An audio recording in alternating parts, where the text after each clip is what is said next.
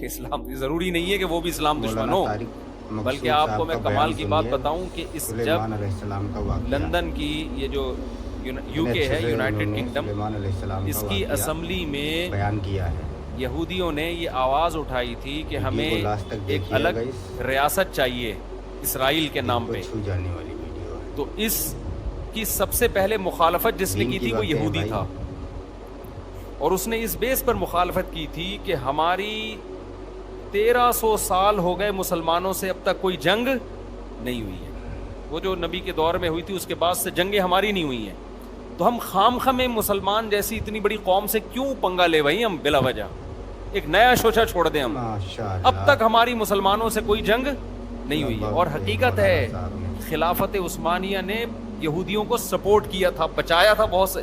ترکی آپ جائیں نا، ہسٹری پڑھیں تو آپ کو پتا چلے گا بہت سے یہودیوں کی پناہ گاہ تھی یہ ترکی، مسلمان ان کو پناہ دیتے تھے، ان کی جانوں کی حفاظت کی، کیونکہ یہ ان سے کوئی پنگا پھڈا چل نہیں رہا تھا مسلمانوں کا۔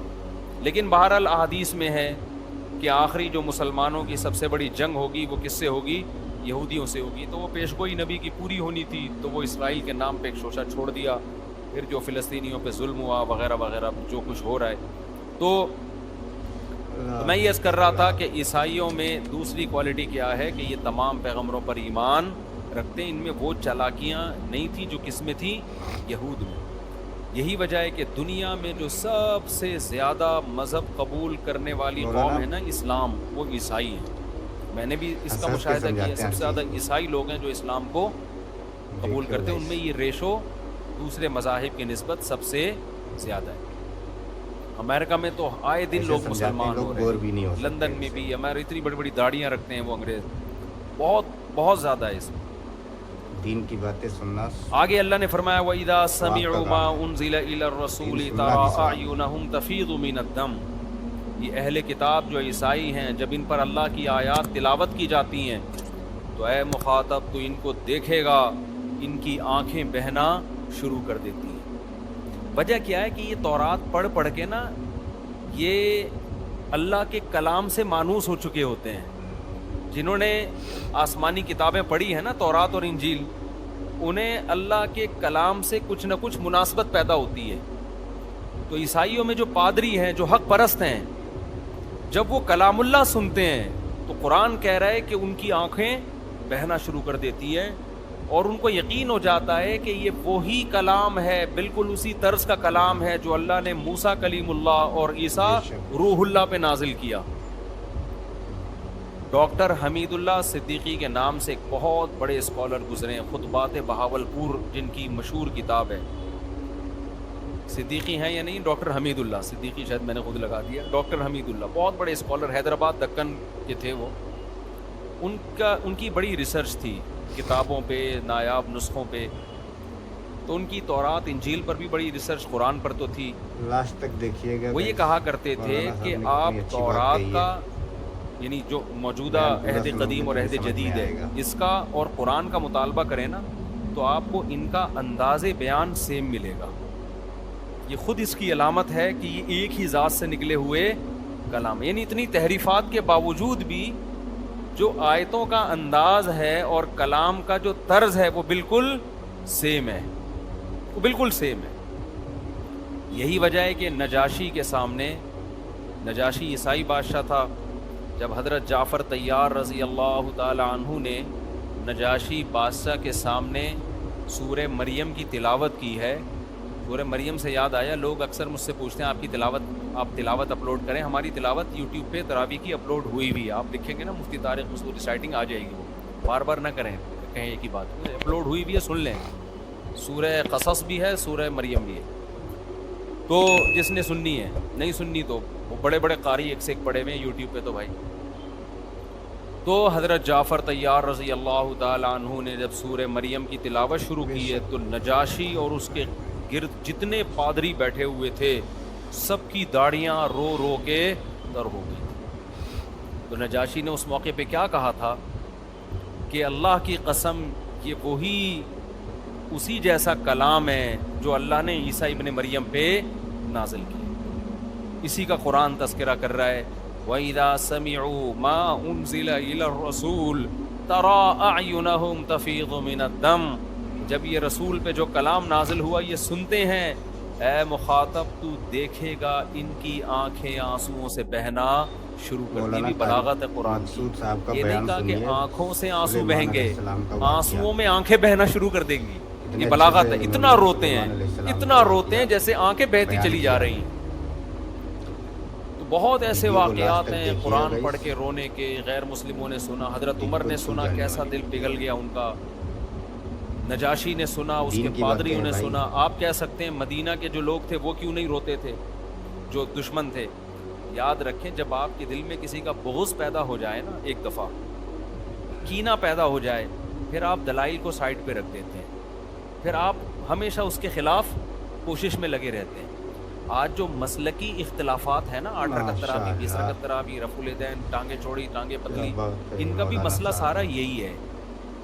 نام ہم سب قرآن و حدیث کا لگاتے ہیں، لیکن سب کا مطلب اپنی ٹھڑک پوری کرنا ہوتا ہے کہ اپنے مسلک کی ٹانگ کو اونچا رکھو، دوسرے مسلک کو، ورنہ پتہ ہوتا ہے کہ یار دلیل ادھر بھی ہے اور ادھر بھی ہے، لیکن اپنی والی دلیل کو دلیل کہنا ہے، دوسرے والی کو کہنا ہے 100% غلط۔ یہ ٹھڑک چل رہی ہے آج کل مارکیٹ میں۔ لیبل کیا لگایا جا رہا ہے؟ قرآن و حدیث کا، سمجھ رہے ہو نا، لیبل قرآن و حدیث کا، کیونکہ ہمیں تو صبح و شام تجربہ ہوتا ہے۔ جب آپ دلائل دینا شروع کرتے ہو تو نہیں یہ ضعیف ہے، یہ یوں ہے تو یہ یوں ہے، خام خواہ کے فتوے ٹھوکنا شروع۔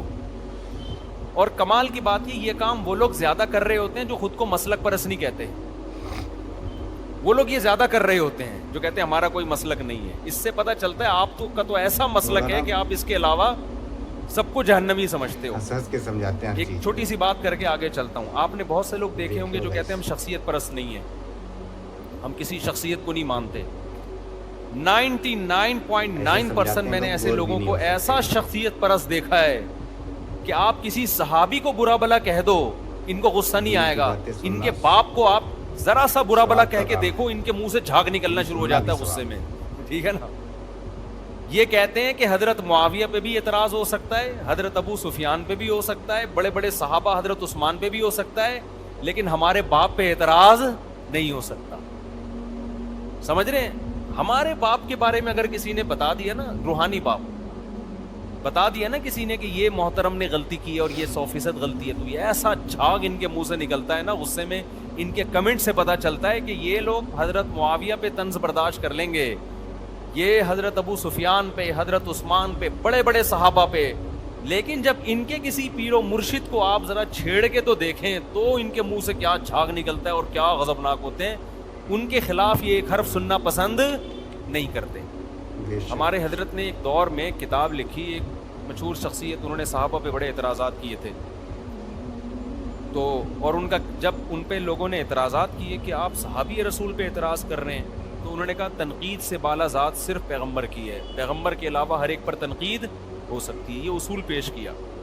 تو ہمارے حضرت نے ان کی کتابوں سے ان پہ تنقیدیں شروع کر دی نا، ان کے ماتحتوں کو اتنا غصہ آیا، اتنی لاسٹ تک بوچھاڑ، اور یہ ایسے ہیں تو یہ یوں ہیں تو یہ یوں ہیں۔ کہیے انہوں نے فرمایا کہ تم عجیب لوگ ہو، پورا سنو گے، صحابہ کو تو تم تنقید سے بالا تر نہیں سمجھتے، لیکن جب تمہارے پیر و مرشد، تمہارے امیر پر تنقید کی جاتی ہے تو بجائے ٹھنڈے دل آرام سے سن کے تمیز سے اس کا جواب دو، ایسا نہیں کرتے، ایک دم جھاگ اگلنا شروع۔ یہ آج کل مارکیٹ میں چل رہا ہے۔ جماعت المسلمین والے ایک ریٹائر ہو کے یہاں پر آ گئے نا، جماعت المسلمین بہت گھومے تھے وہ، پھر انہوں نے چھوڑ دیا جماعت المسلمین کو۔ میں نے کہا کیوں چھوڑا؟ کہہ رہے ہیں یار یہ ہر وقت امام ابو حنیفہ کے خلاف بولتے ہیں کہ اندھی تقلید اندھی تقلید، لیکن کہتے ہیں آپ لوگ امام ابو حنیفہ کی ایسی تقلید نہیں کرتے جیسے یہ جماعت کے امیر کی تقلید کرتے ہیں جماعت المسلمین۔ تو کہہ رہے ہیں یہ صرف ہوائی باتیں ہوتی ہیں، یہ آپ لوگوں سے بڑے مقلد ہیں، یہ لوگ لیبل لگاتے ہیں، کیونکہ ان کے خلاف جب کوئی حدیث پیش کی جائے نا، دلیل پیش کی جائے تو یہ نہیں سنتے۔ تو یہ آج کل مارکیٹ میں چل رہا ہے۔ اس لیے میں آپ کو ایک بات بتا رہا ہوں، یہ تجربوں کے بعد ہے کہ چاروں اماموں کو فالو کرو آپ، کیونکہ پوری امت نے ان کو فالو کیا، ان کی ریسرچ، ان کی تحقیق 1200-1300 سال سے پوری دنیا میں فالو کی گئی ہے۔ یہ 2-4 لوگوں کی، انڈیا پاکستان بنگلہ دیش کی بات نہیں ہے، پوری دنیا میں جب سے یہ فقہ مرتب ہوئے ہیں انہی چاروں کو فالو کیا جا رہا ہے۔ ان سے اگر ہٹو گے تو قرآن و حدیث کے نام پہ ایسے بے لگام ہوگے نا، آپ اس کو قرآن و حدیث سمجھ رہے ہوگے لیکن وہ آپ کی خواہشات ہوں گی یا آپ کا اپنا ٹیکنیکل فالٹ ہوگا جو حدیث سمجھنے میں آپ نے غلطی کی ہوگی. امت ایسے ہی اتنی بڑی چیز پہ جمع تھوڑی ہو گئی ہے.